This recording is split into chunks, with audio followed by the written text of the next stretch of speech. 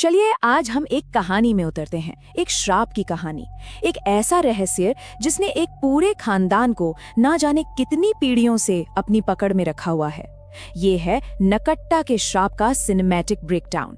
कहानी की शुरुआत होती है इस एक खौफनाक चेतावनी से, पर ये आवाज किसकी है और ये किस आने वाले तूफान का इशारा है जो एक पूरे गांव को निगल जाने को तैयार है। और इस तूफान के ठीक बीच में है हमारी कहानी की हीरोइन कृष्णा। तो कौन है कृष्णा और आखिर किस्मत ने उसे ही क्यों चुना इस भयानक श्राप का सामना करने के लिए। वेलकम टू एक्सोयन स्टूडियो, जहां हर कहानी में छुपा है डर। हम कृष्णा से मिलते हैं वाराणसी के मणिकर्णिका घाट पर, वो जगह जहां जिंदगी और मौत का संगम होता है। और वहीं वो अपने पूरे वंश की आखिरी निशानी बनकर अकेली खड़ी है। सोचिए कितना बड़ा बोझ होगा ये। तो कृष्णा कोई आम लड़की नहीं है, वो थानेटोलॉजी की स्टूडेंट है। मतलब मौत और उसके बाद क्या होता है इसकी पढ़ाई करती है। पर उसकी समझ सिर्फ किताबों तक ही नहीं है, असली दुनिया में वो आत्माओं को देख सकती है, उनसे बात भी कर सकती है। और यही शक्ति बहुत जल्द उसकी सबसे बड़ी परीक्षा बनने वाली है। और वो अपनी शक्ति का इस्तेमाल करती कैसे है? अच्छा, एक छोटा सा किस्सा है। एक माँ की आत्मा भटक रही थी क्योंकि उसके बेटे जायदाद के लिए आपस में लड़ रहे थे। कृष्णा ने उन दोनों को एक किया और उस आत्मा को शांति दिलाई। इससे हमें पता चलता है दिल की वो बहुत अच्छी है और स्वभाव से बिल्कुल शांत। लेकिन कृष्णा की ये शांति ज्यादा देर टिकने वाली नहीं थी, क्योंकि एक पुराना साया, एक पुराना खौफ वापस आ रहा था। अब कहानी का वो हिस्सा शुरू होता है जहां कृष्णा का सामना होगा नक्कटा के भयानक श्राप से। पता है ये सब शुरू कैसे हुआ? एक डरावने सपने से जो कृष्णा को बार बार आता था। एक आदमी जिसकी कमीज खून से लथपथ है, वो बस उसे घूरता है और एक ही बात दोहराता है। ये सिर्फ एक सपना नहीं था, ये तो आने वाली हकीकत की एक झलक थी। वही शब्द, अब कोई नहीं बचेगा। ये आवाज अब सिर्फ सपनों में नहीं बल्कि असल दुनिया में भी गूंजने लगी थी। और फिर जो डर था वही हुआ। सपने में जो मंगलसूत्र दिखा था वो सच में हकीकत में गंगा के पानी में तैरता हुआ मिला। अब ये सिर्फ कृष्णा का डर नहीं था, ये पूरे गांव के लिए एक बहुत बड़ा अपशगुन बन गया था। तो सवाल ये है कि आखिर ये सब हो क्यों रहा है? ये बुराई आ कहां से रही है? कौन है ये नक्कटा और वो चाहता क्या है? तो घबराई हुई कृष्णा जवाब ढूंढने के लिए अपनी दादी के पास जाती है। और वहां जो उसे पता चलता है वो तो और भी चौंकाने वाला है। दादी बताती हैं कि ये सब एक पुराने श्राप की वजह से हो रहा है। एक ऐसा श्राप जो कृष्णा के अपने पिता बलवंत ने दिया था। पर क्या सच में यही पूरी कहानी थी? अब कहानी एक ऐसे मोड़ पर है जहां सच और झूठ की सारी परतें हटने वाली हैं। तो चलिए जानते हैं बलवंत की असली कहानी, उनका छिपा हुआ सच। और बस यहीं पूरी कहानी 180 डिग्री घूम जाती है। जिस पिता को कृष्णा अब तक विलन समझ रही थी, वो असल में विलन था ही नहीं, वो तो हीरो था। बलवंत ने किसी को श्राप नहीं दिया था, बल्कि उसने तो पूरे गांव को एक असली शैतान से बचाया था। तो असल में हुआ क्या था? चलिए इस टाइमलाइन को देखते हैं। कहानी शुरू होती है मूलचंद नाम के एक आदमी से।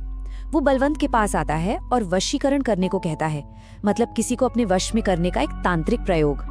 बहाना ये था कि वो आरती नाम की एक औरत से प्यार करता है, लेकिन असल में उसने इस शक्ति का गलत इस्तेमाल एक 16 साल की लड़की मुन्नी पर किया। जब बलवंत को अपनी दिव्य दृष्टि से इस धोखे का पता चला, उन्होंने फौरन उस वशीकरण को तोड़ दिया। गांव वालों को जब ये सच्चाई पता चली तो उन्होंने गुस्से में मूलचंद को मार डाला। लेकिन बात यहीं खत्म नहीं हुई। बलवंत जानते थे कि उसकी आत्मा बदला लेगी, इसलिए उन्होंने मूलचंद की उस बुरी आत्मा को, जिसे अब नक्कटा के नाम से जाना जाता है, चंदन के एक टुकड़े में हमेशा के लिए कैद कर दिया। तो देखा, वो विलेन नहीं बल्कि रक्षक थे। अब ये सच्चाई जानने के बाद कृष्णा वो पुरानी वाली कृष्णा नहीं रही। अब वो डरी हुई नहीं है। अब वक्त था आमने सामने की लड़ाई का। अपने पिता की सच्चाई जानने के बाद कृष्णा का सारा डर हिम्मत में बदल गया। अब वो छिप नहीं रही थी, वो अकेली सीधे मंदिर पहुंच गई, बुराई के गढ़ में नक्कटा का सामना करने। तो नक्कटा भी कहाँ चुप रहने वाला था। वो गुस्से में अपनी कहानी सुनाता है कि कैसे बलवंत ने उसे धोखा दिया और उसके लोगों ने उसे मार डाला। मतलब वो खुद को एक बेचारा विक्टिम दिखा रहा था। लेकिन कृष्णा के पास था सच का हथियार, और सच से बड़ा कोई हथियार नहीं होता।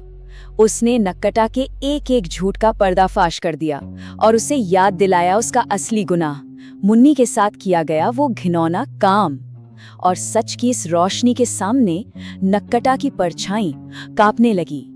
और अब स्टेज तैयार था आखिरी मुकाबले के लिए, गणगौर पूजा की रात, जब अच्छाई और बुराई की फाइनल लड़ाई होनी थी। और फाइनल बैटल शुरू होता है। पहला कदम, नक्कटा अपना जाल बिछाता है। वो पूजा में आई गांव की कुंवारी लड़कियों को अपने वश में कर लेता है। दूसरा कदम, ये लड़कियां सम्मोहित होकर नदी की तरफ बढ़ने लगती हैं और नक्कटा उन्हें अपना बनाने के लिए पानी से बाहर आता है। पर कृष्णा पूरी तरह तैयार थी। तीसरा कदम, वो अपना हथियार निकालती है, चंदन का वही टुकड़ा। और चौथा और आखिरी कदम, वो ऐलान करती है कि नक्कटा की शक्ति उसकी अपनी है ही नहीं। और फिर कृष्णा वो शब्द कहती हैं जो नक्कड़ता के झूठे घमंड की नींव हिला देते हैं। और बस कृष्णा उस चंदन के टुकड़े को पवित्र गंगा में बहा देती है।